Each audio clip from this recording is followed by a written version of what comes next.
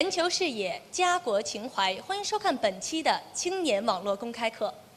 在中国的网络上，有人称他为杨五毛，但是他更愿意称自己是社会主义学者。他出身于牛津大学的经济学专业，曾任昔日帝国的地方高官，也曾见证过前苏联解体的世纪悲剧。他就是来自于中国人民大学重阳金融研究院的高级研究员，前伦敦经济与商业政策署署长罗思义老师。有请罗老师为我们揭露比纸牌屋更黑暗的西方政治。有请。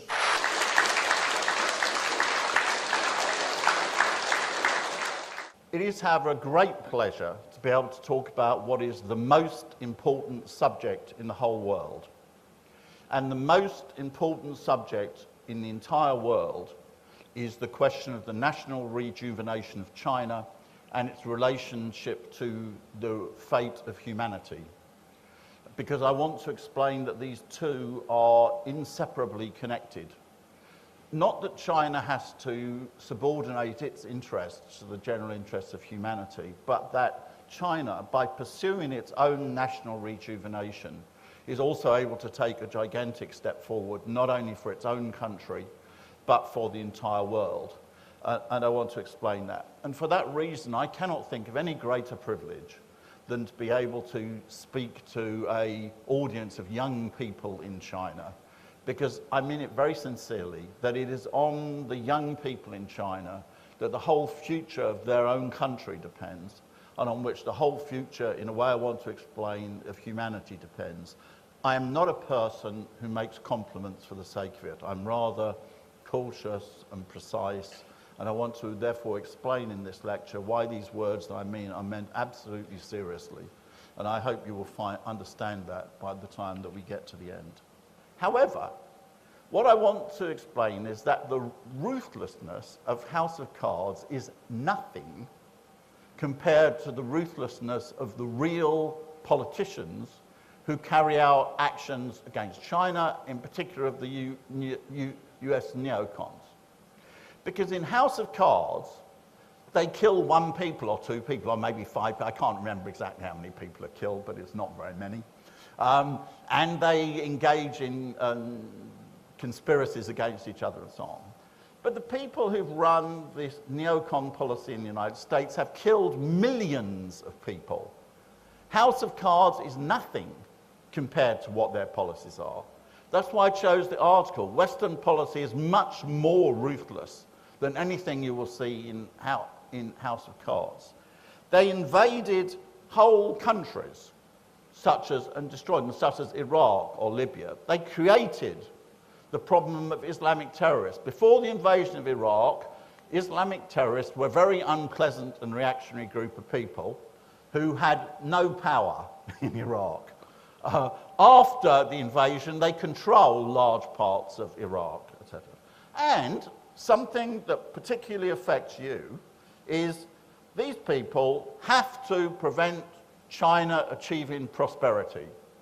That is, the Chinese people, they have to stop the Chinese people achieving the best possible standard of living in China. Not merely all the aspects of national rejuvenation in China, but the most simple of all, which is the desire of people to live as well as they can, to live as long as they can, to be as happy as they can, to bring their children up as well as they can. And I want to explain why they have to try to stop this, and why this is deeply reactionary. What does the United States present itself as supporting? Let's look at the negative, US policy. It says it supports democracy and human rights. It says it wants China to succeed. Okay, so what I'm going to do is I'm going to examine the facts. And the fact is these statements are not true. US foreign policy, in particular US neocon foreign policy, is not based on support for democracy, as the facts will show. It is based upon whether a country supports or does not support the policy of the United States. In particular, it is a question that the United States foreign policy, particularly neocons, has a simple goal, which it says, which is the United States must be the most powerful country in the world, And therefore, your foreign policy has to be to support the position of the United States as the first most important country in the world. This is the reality, and I'm going to show you what this reality is. What experience am I going to draw on for this? Well, I have a difference to the other people in this room because I was born in the West. Therefore, I've lived all my life in the West, and I understand it more directly than people in China, and this gives me advantage to understand some things. Secondly, I worked for 8 years in Russia from 1992, and I saw a national catastrophe. One of the things that most concerns me is I do not want to see occur in China what I witnessed with my own eyes in Russia, which I'm going to describe later, which is one of the greatest geopolitical catastrophes in history. As Vladimir Putin quite right put it, as the greatest geopolitical catastrophe of the 20th century. Russia went from a state which led a country of over 250 million people to a country with only 142 million people because of the victory of separatism. Russia's economy experienced the biggest fall in peacetime since the Industrial Revolution. Its economy declined by 40%. Male life expectancy in Russia fell to 58 years, fell by 6 years. Civil wars developed in Russia, in Azerbaijan, in Ukraine, in Chechnya, etc. This was a national catastrophe. I saw that with my own eyes. I saw things which still haunt me to this day, which is to see people, to see old-age pensioners who had fought Nazism in Germany, who fought during the Second World War, in the great anti-fascist war, when Russia lost 27 million people, standing on the streets of Moscow, selling a single cigarette because they were so poor, and to have even any money at all, that was what they were trying to sell. Not even a packet of cigarettes, one cigarette. And I saw that with my own eyes, and those images will never leave me during my whole life. And that had a profound experience of me. If I'm going to describe, if you like, Russia from the negative, because I hope that China will be the example from the positive. Finally, I've been writing on China's economy. I started studying China's economy in 1978. But I wrote my first big article on the Chinese economy in 1992. This is 24 years ago, so I haven't discovered China, last week. The title of that article was called "Why the Economic Reform Will Succeed in China and Fail in Russia." The analysis of that was very clear and follows from the title. It believed at that time that China's economic growth would be the greatest economic growth in human history, and it would be a gigantic success, and the policies that were put forward by Western economists in Russia, so-called shock therapy, would be a catastrophe. And that view was a huge international fight, particularly amongst Western economics. China, fortunately not, because China pursued its own course. I have seen nothing in that 24 years that changes that opinion.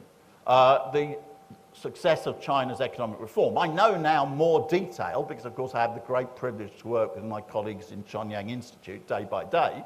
So for the last 3 years, so I learn a lot more about the Chinese economy, but I have not altered my fundamental views about that. When there was the anniversary of the birth of Deng Xiaoping, I was asked to write an article, and I chose the title of the article, and I wrote the article called Deng Xiaoping, the World's Greatest Economist. And I don't mean by that the most important thing about Deng Xiaoping was that he was an economist. Obviously it wasn't. The most important thing about Deng Xiaoping was that he was a great leader of the Chinese people. But nevertheless, amongst his other great virtues, Deng Xiaoping was the world's greatest economist. By which I mean, not merely from a theoretical point of view, but the success of the Chinese economy is unmatched in world history. Now, what I want to explain, what is the most fundamental contradiction in the world situation today, for reasons I want to explain, that is between the national regeneration of China, that is not merely in the interest of the people of China, but China is 1/5 of humanity. It represents a gigantic step forward for humanity, the national regeneration of China, versus the attempts of not the American people. Don't talk about the United States. I have many, many American friends who, many of them don't agree with the policies of the neocons in the United States, but the people who I will call the neocons in the United States. That is the main contradiction in the world today. How does this develop? This shows you the astonishing achievement of China. And this is something which even China's statistics don't do, because China adopts not a very good way of categorizing its position in the world. It takes a list of countries and says, you know, China comes 68th or 69th or something out of the list of all countries. But that's a misleading way of doing it, because that means that Monaco, which has a population of 80,000 and certainly has a higher GDP per capita than China, is counted the same as India, which has a population of 1.1 billion and has a lower GDP per capita in China. So the most accurate way to do it, as I've done it on this chart, is to take it by population. And you can see what has happened in that, which is China went in 1949 and then in 1978 from being one of the poorest countries in the world. In fact, in 1949, there were only 10 countries in the world that were poorer than China, because China had been devastated by 100 years of invasions, wars, foreign oppression, etc. That was the situation then, to a situation where now only 30% of the population of the world has a higher GDP per capita than China, and China has a higher GDP per capita than the majority of the world's population. And there has never been such an improvement in the position of people in the world in the whole of human history. You have to understand that. Because sometimes I become depressed that China does not, it understates things. I am not in favor of exaggeration. Boasting, exaggeration gets you nowhere. There is no virtue in optimism. There is no virtue in pessimism. There is only a virtue in realism. China's economic development is unparalleled in the whole of human history. Let me give you examples of that. The first country in the world ever to experience rapid economic growth was Britain at the time of the Industrial Revolution. This was 2% of the world's population, and their living standards improved greatly.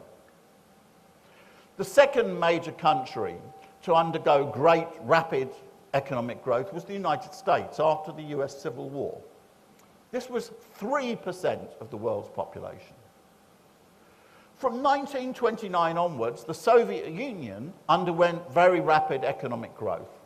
This was 8% of the world's population. You can already see why the Russian Revolution and the industrialization of the Soviet Union had such a great impact, because it was almost 3 times as big as any country which had ever had economic growth before. But China, when it started its rapid economic growth in 1978, was 22% of the world's population.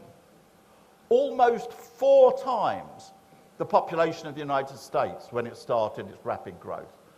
Almost 3 times the population of the Soviet Union when it started growth. Never in the whole of human history has the lives of so many people been improved so much and so quickly. That is it. When I say China's is the greatest economic achievement in the whole of human history, it's not to be polite. It's just that this is a fact. I'm going to talk about the policy of the US neocons. It's very important to understand that it is not interesting or necessary to work out what is in their heads. I have no idea what is in their heads. I only think about what is the objective content of their policy. And the objective content of their policy is that the United States must remain the most powerful country in the world, regardless of the consequences for everybody else. And regardless of the consequences for everybody else, at the moment means, in particular, regardless of the consequences for China. So therefore, it's not important to work out what is in their head. What is important to know is what is the context of their policy. Why do they have to prevent China achieving prosperity? It's a simple question of arithmetic. The population of China is more than four times the population of the United States. This means that when China's GDP per capita becomes 23% that of the United States, China's economy becomes as large as the economy of the United States. It means that when China's per capita GDP became half that of the United States, which is still inadequate from the point of view of China achieving the highest living standards in the world, China's GDP would be twice the size of the United States, and China would become the most powerful country in the world. This is not a problem, actually, for humanity. In fact, this is the biggest step forward for China that could be imagined for humanity. Again, let's do a little arithmetic. Taking the World Bank definition of what is a high-income economy, which is just about over $12,000 per year per capita GDP, at the present time, 19.2% of the world's population lives in such economies. So let's call it 19%. Right. China is by itself 18.9% of the world's population. Again, 19%. In other words, the population of China is essentially the same as that of the whole population of the world, which lives in high-income economies.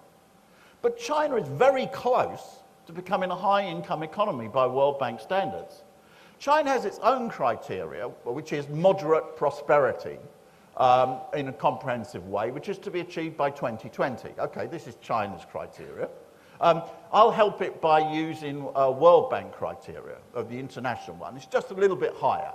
It means that China might just achieve this by 2020 if it grows very quickly. If not, it'll achieve it about 2021, 2022. So China is very close to being high-income economy.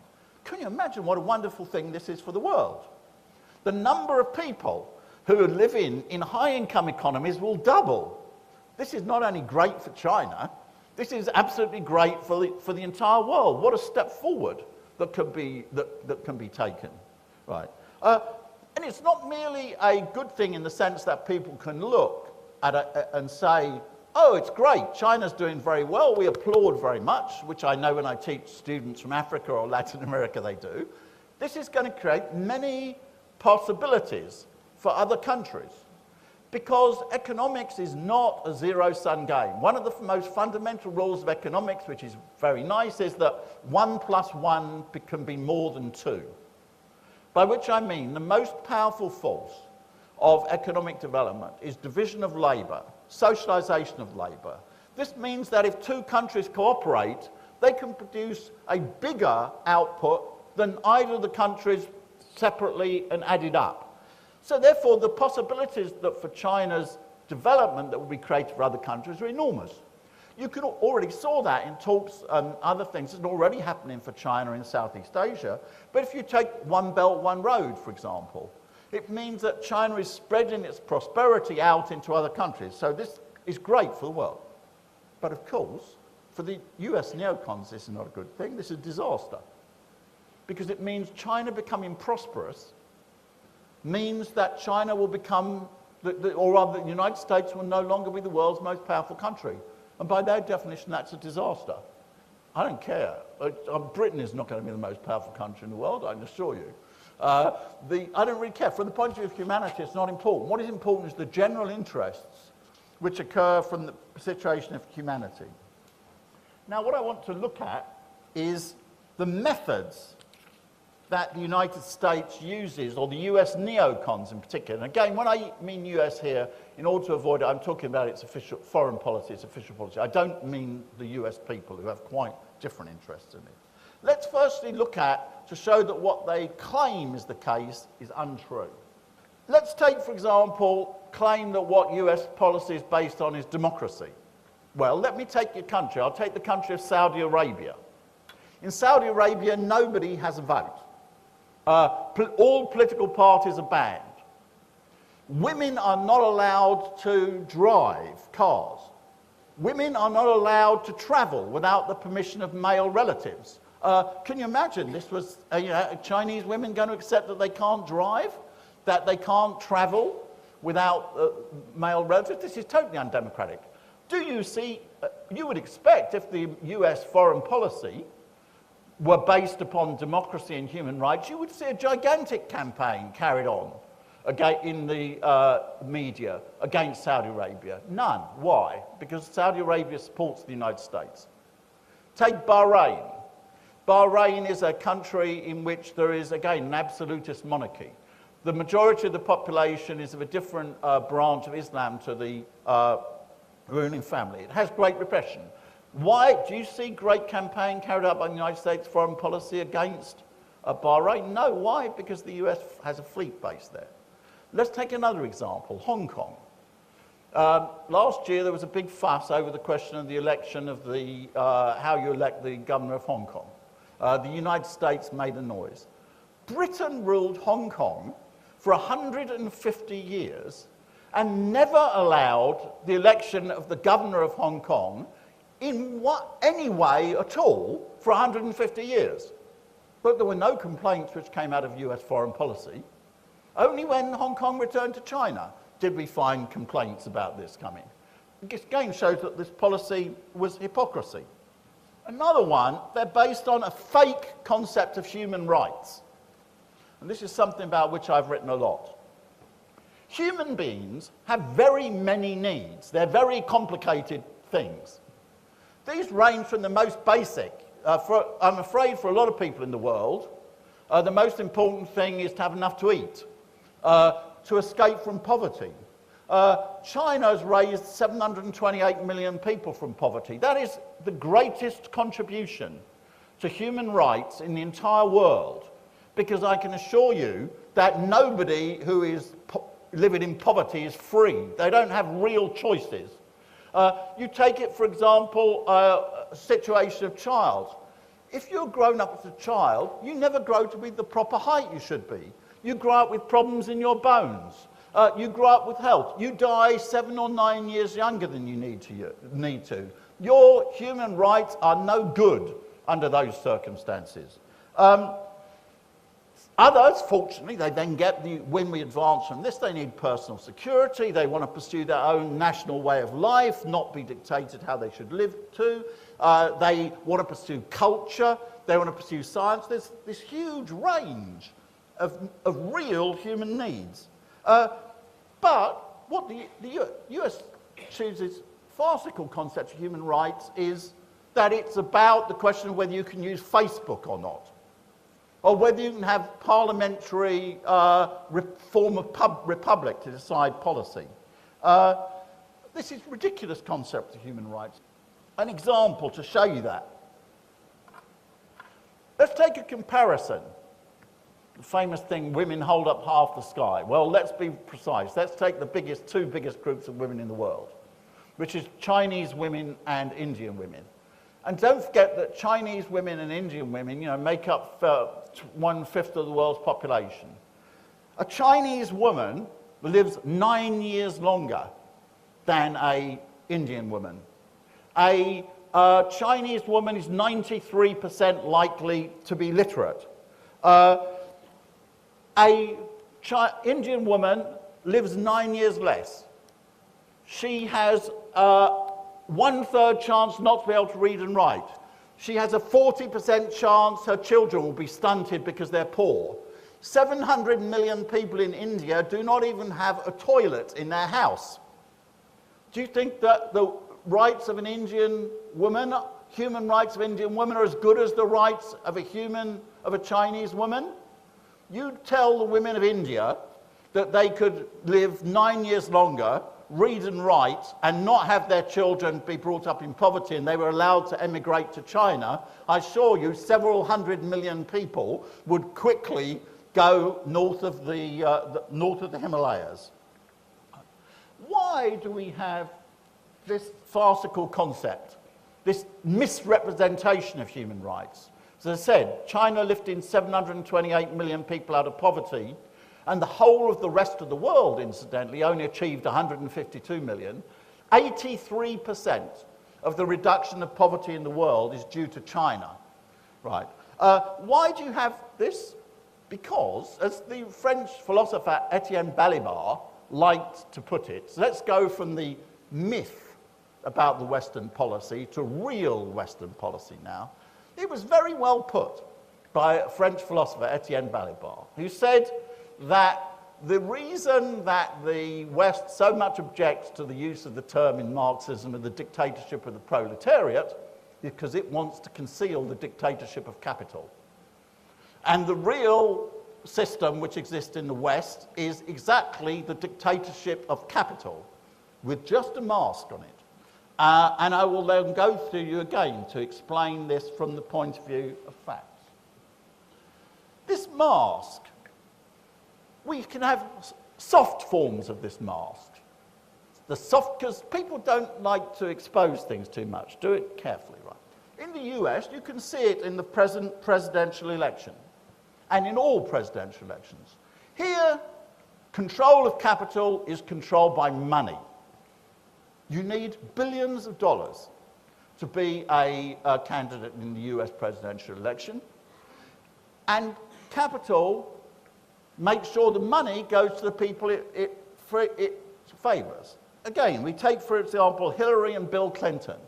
$153 million paid by companies for Wall Street and American companies for speaking by Bill and Hillary Clinton. Well, I've heard some very good speakers in my time, but I've never heard anybody who was worth $153 million for delivering speeches. That was not speech. That is a way to get money to people in disguised form. In the US Democratic primary election, people think that it's run just by people voting. Not true. There are 712 delegates who are not elected by anybody. They're what are called superdelegates. And why were they put there? They were put there to make sure that Bernie Sanders isn't defeated by Hillary Clinton. It's very simple. They are to stop any democratic choice of the US presidential candidate. Right. In the worst, when there were more social terrible conditions, of course, you've had even more things, because there is, unfortunately, a history of political assassination in the United States. Several leading figures in the American political system, Martin Luther King, for example, were assassinated. At the moment, tensions are not so high. This is not happening, right? But that's what we may say is in the US systems. The dictatorship of capital is disguised, and it's controlled by putting money. Right, now in some cases, things are not quite so much under control, and more radical methods have to be used. People I know in China were listened to, again I wrote a lot about it, it's happened in my country, the Brexit referendum in Britain. And they said, well, Britain's voted to join the EU. I was on television and said, no. Don't think that the vote decides anything. There have already been 4 referendums in the European Union which have already been overturned. Denmark voted against the Treaty of Maastricht. Maastricht Treaty is the treaty which creates the euro. That created a big problem because under EU legislation, every country has to vote in favour. So what was happened? A huge campaign, a few tiny little changes, take the referendum a year later, you've got the result you wanted, the referendum's overturned. When Sweden joined the European Union, it joined on the basis that it was going to join the euro. But unfortunately, the Swedish population then voted not to accept the euro. But instead of the European Union saying, oh, well, it's very unfortunate you're not going to accept the euro, so now you're out of the European Union, they said, oh, well, Sweden is still theoretically committed to the question of having the euro, so Sweden can stay in the European Union. In 2005, there was an attempt to introduce a European constitution.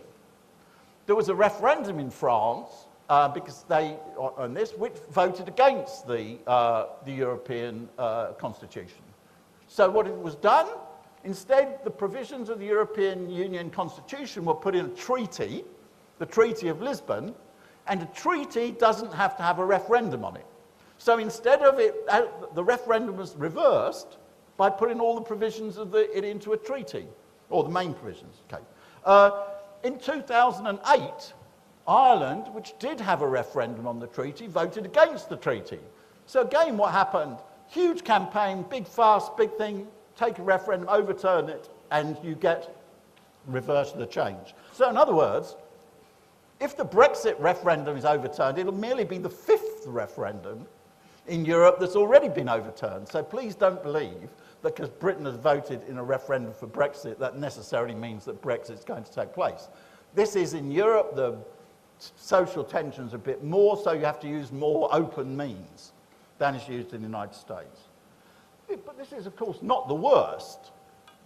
In developing countries, such methods, even as overturning referendums, won't work. There you have to have brutal force. And so there is a whole history of support for military coups d'etats, invasions, and so on and so forth. I've just taken some on this screen, some of the most famous. In the early 1950s, the United States arranged a coup d'etat to overthrow Mossadegh, who was the elected leader of Iran, because he wanted to control Iran's oil resources. In 1973, the United States organized a military coup to overthrow and kill Salvador Allende, who was the president of Chile, who was a sort of mild socialist. Wars, Vietnam, 1 million people killed by the United States invading Vietnam. Iraq, invasion of Iraq leading to chaos, which is continuing to this day. The whole world is paying for Iraq, and incidentally, my continent, Europe, is particularly paying for it because the terrorists who were previously powerless have now become powerful in countries like Iraq, Syria, and Libya, and are letting off bombs in Europe. Mainly, I'm worried about that, more than 100,000 people in Iraq were killed, but the Europeans are paying a price as well for this policy. Libya has exactly the same type of policies. So these are if overturning referendums won't work, or if money won't work, then you can use more brutal means. But this is the big difference for the United States with China. China is too big, too powerful. It cannot be murdered, as I put it. It has a privilege which Iraq doesn't have, or Chile didn't have. Not even the most crazy American neocon at the present time proposes a war with China. That is, China cannot be murdered. So they have to, as I put it, try to persuade China to commit suicide. Now, this might sound crazy. How can you persuade a country to commit suicide?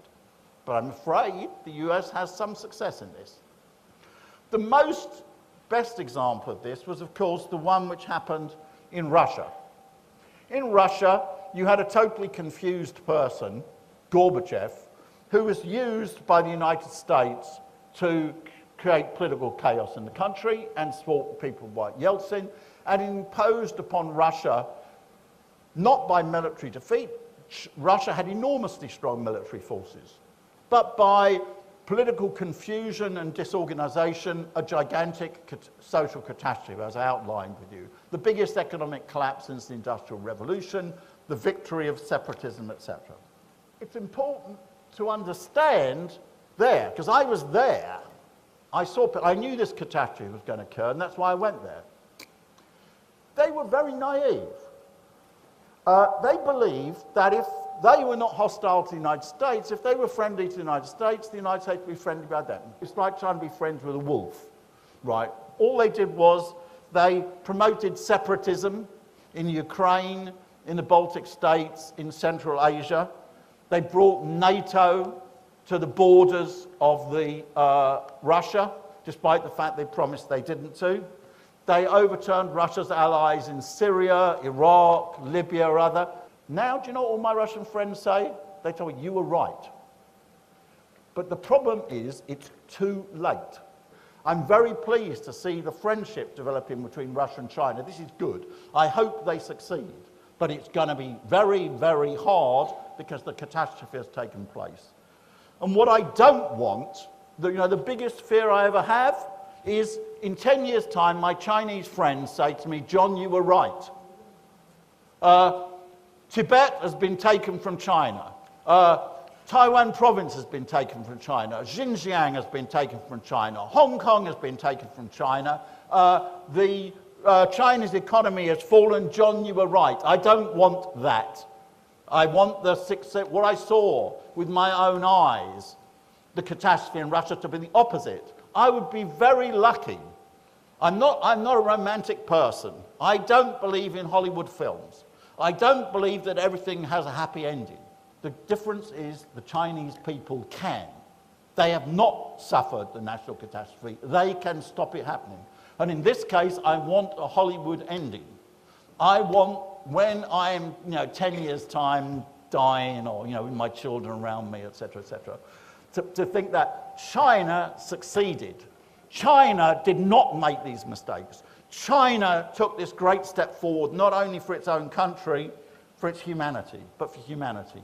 Another example I want to deal with is why you can persuade countries to commit suicide not only geopolitically, but you have to do it economically. But I want to explain why the US has to slow down China's economy. It's because a presentation sometimes appeared in some media in China, which is very misleading. It says the US economy is very dynamic, the US economy is growing very quickly. It's not true. That's why I put this graph up to show you. The US economy has been slowing down for 50 years. Don't get me wrong, I don't believe it's going to collapse or anything. I don't believe there's going to be a new 1929 or anything of this type. But the US economy has been slowing for 50 years. Its growth rate is 2.4%. It cannot defeat China by making the US economy grow quickly. The only way that the US can remain more powerful than China is to slow down China's economy. And it did do it to other countries. In the 1970s, the United States slowed Germany's economy. It slowed Japan's economy. In the 1990s, it used the debt crisis in East Asia to slow South Korea and the Asian tigers. Now it wants to slow China's economy. And this I do object to. Why? Because it means that the Chinese people will not achieve prosperity. It is wonderful, the achievements that China's economy has made. As I said, it is the greatest economic achievement in human history. And again, personally, the first time I came to China, I was in the municipal hall in Shanghai, and I saw a picture of Deng Xiaoping and his visit to Shanghai, and tears came in my eyes, because I knew what that person represented from the point of their achievements for so many people in China, and therefore for so many people in the world. That task has had a gigantic beginning, and China is close to prosperity, but it still needs to develop for 10, 20 years there. And the attempt to slow down the Chinese economy in the interest of the United States means that the policy of the neocons is essentially that the Chinese people must never achieve prosperity. And as a member of the human race, I do thoroughly object to that proposal. I've got my own reasons, and people in China have got even more reasons for opposing it than I do. Let's therefore look at what China achieved. I am a supporter of the economic policies of Deng Xiaoping. I already told you the article I wrote, Deng Xiaoping, the world's greatest economist. I'm not a supporter of the planned economy of China prior to 1978. But I want to tell you one thing, the social achievements of China in 1949 to 1976 and 1978 are also the greatest in human history. And I mean that, again, without any exaggeration, because I studied it. It's well known to economists that the single best indicator of overall well-being is average life expectancy, because average life expectancy sums up all the things which are good, all the things which are bad, and shows you them in a single figure. In China, in 1949 until 1978, China's life expectancy increased by 32 years in a 29-year period. There has never been anything like that in human history before. Right, and I studied them. I know there are other times, Britain in the latter half of the 19th century, the US after the Civil War. China is almost twice as fast. This is why the theory of historical nihilism, the attempts to say that what occurred in China before the death of Mao Zedong or something, is wrong, is pure nonsense, and very disgusting nonsense, because the social improvement in that period is the greatest in the whole of human history. And again, I repeat, I say that as somebody who supports the economic policies of Deng Xiaoping, not the economic policies that were pursued then, but you've got to be objective about what was achieved in that period, right? China's economic growth from 1978 to 2015, 9.7%, is the fastest ever recorded by a major economy in human history. China has the fastest rise in consumption, that is the material basis of living standards, of any country. And again, still my favourite policy, my favourite point is what it means for the world that China took 728 million people out of poverty and the whole of the rest of the world took only 152 million, which incidentally shows the nonsense that it's the claim that capitalism in China, which has made its achievements. If capitalism was what took people out of poverty, the biggest increase in taking people out of poverty wouldn't be in China, it would be in the rest of the world. But it's China, a socialist country, which accounts for 83% of the reduction of poverty. It's socialism which gets people out of poverty, not capitalism, and produces the most rapid growth in the world. Right. This then leads to what I experienced in some sort of psychological drama, and I can feel it, and I know it's a discussion in China. I sometimes say, I feel like saying, please China, please wake up. Just understand how gigantic your achievements are. Let me give you a little example. I wrote an article of which I put the title is, China has the best record contribution to human rights of any country in the world. And do you know that no Chinese media would publish it with that title? They wanted to put titles like, China has made a very big contribution to human rights. Or one did put it, they put, China's got the biggest contribution to human rights, but they insisted on putting a question mark after it. I didn't have any question mark in the headline I put. And again, I'm not saying this to attack the media, it's some lack of self-confidence. And I want to say that modesty in individual human beings is a great virtue. But as I said, there is no virtue in being modest from the point of view when you're dealing with very big, serious questions. There is no virtue in being pessimistic. There is no virtue in being optimistic. There is only a virtue in being realistic. If I say that China is the greatest achievement in human rights of any country in the world, it's because I've studied the other countries, and I mean exactly that. And I don't mean that it's very good, and I don't put a question mark after it. It means that I've studied the other countries, and that's my considered position, and I'll present the reasons for it. Or if China's got the most rapid growth of any major country in human history, that's not an exaggerated statement, it's because I've looked at the growth record of what the other countries are, and I know it's an objective statement. What is this about? This is a contemptible attempt, which I find disgusting, for some people to try to break China's confidence in itself. Looked at from outside, the situation is crazy. The danger in China should be excessive arrogance. It might be necessary for friends from outside to say, well, please, there are still a lot of problems and difficulties, and don't get carried away, because China's achievements are so enormous, right? But instead, we have a lack of self-confidence. I'm not just saying by individual people. I'm talking this is discussed in the Chinese media.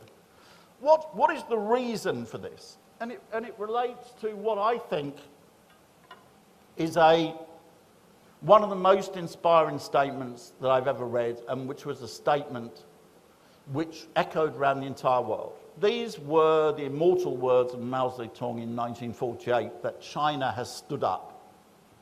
Now, what does this mean? And why did everybody in the world understand this statement? He didn't say, China will now have a rapid rate of economic growth. He didn't say, China will improve its health service.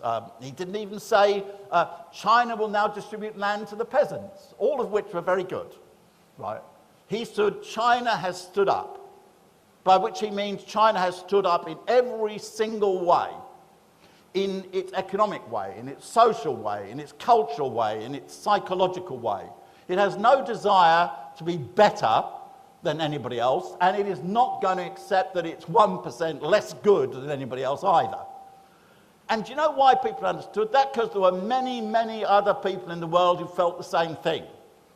There were the black people in South Africa who were under apartheid. There were people in Latin America who'd been invaded, and they wanted to stand up also. And the reason that those words were so important was because somebody has stood up. And more importantly, the biggest country in the entire world has stood up. And that's going to change the situation which exists in the world. Latin America was another example. They were trampled on for 100 years. Every time there was somebody progressive in America, they were trampled on. They had lack of self-confidence. What China did was it changed the situation in the world by those words. And it's changed it, of course. It's not merely enough to say China has stood up in a psychological sense. Then you do have to distribute land to the peasants, make the economy grow, build a health service, and all these other boring types of things. Well, they're not boring, sorry, I shouldn't say that. They're incredibly important things. But the ones that are not captured, they've all got to be done, and they are being done. What does it mean? And this is why I want to come back to what a privilege it is to speak here. And I want to try to convince you that what I was saying was not just to be polite. China has its national rejuvenation within its grasp. Nobody from the outside can defeat China. That is the great achievement of the situation since 1949. There's going to be no Japanese invasion, no crazy US neocon wants a war. Only China's lack of self-confidence, only China solving its own problems, not solving its own problems, will prevent China's national rejuvenation. If it doesn't do that, the price that it will pay will be merciless. I will not end my life very happily. History, the great German philosopher Hegel explained that at a certain point in time, a certain country represented not only its own interests, but the representatives of the whole of humanity. If we take European history, in the 16th century, Holland made the first successful capitalist revolution in the world. Holland is a tiny country, but this represented such a step forward from the point of liberation of humanity that people were still writing about this centuries later, and it inspired people. In 1776, the United States broke with Britain to create what became the most powerful country in the world. The United States was the most important country at that time, or what was going to become the United States. 1789, the Great French Revolution took place, which transformed the whole of Europe. With France was the key, not only to France, but to the situation of humanity. In 1917, a great revolution took place in Russia that led not merely the Russian people forward and protected their country for decades, but was responsible for the destruction of the colonial empires and set up a process of liberation, and of course had a gigantic effect inside China. The Chinese Communist Party would not have existed and began its origins. It's true that, of course, then Chinese Communist Party had to develop its own ideas and to integrate Marxism with China, etc. But it only existed because in 1917 the Russian people stood up, if we want to take Chairman Mao's expression, and took power. And that revolution was incredibly positive. Now, from the reasons I've explained in this, the decisive place in the entire world is China. For objective reasons I've tried to explain. It said not to be polite. I mean it totally seriously, and I can understand why. But again, I want to explain what it means. It does not mean that what China should think about now is the interests of everybody else. Please think about the interests of other people a little bit. But nevertheless, that's not the important thing. It is that China's own national rejuvenation is not only the key to the development of China, it is the key step that can be taken today in the rejuvenation of the whole of humanity. And it takes a great task, because the thing I've tried to explain to you is how powerful and how ruthless are the people outside who want to stop this. China has many friends in the world, but it also has some powerful and dangerous enemies. And what I want above all, and it relies upon the young people here, is for China to be powerful enough that it can be friends with the many people in the world who want to be friends with China, and it can be strong enough to defeat its enemies who have only bad intentions, not only towards China, but towards the rest of the world. And if I've explained some of that tonight, I'd be very happy indeed. Thank you.